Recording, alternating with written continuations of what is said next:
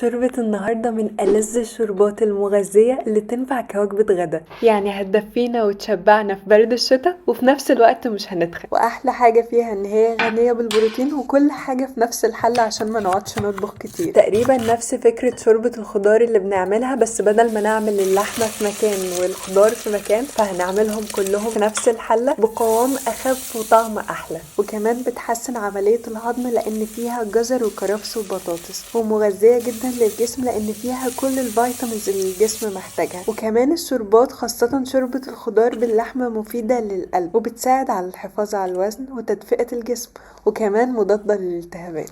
عشان كده هسيب لكم المكونات والطريقة بالتفصيل تحت الفيديو، ولازم تجربوها بالطريقة دي عشان هتفرق. يمكن من الشوربات اللي مظلومة جدا بس طعمها حلو قوي، لازم تجربوها. واكيد ما تنسوش تعملوا لايك وفولو. شوفوا الحلقات اللي فاتت واستنوا الحلقة الثالثة من سلسلة حاجة دافية.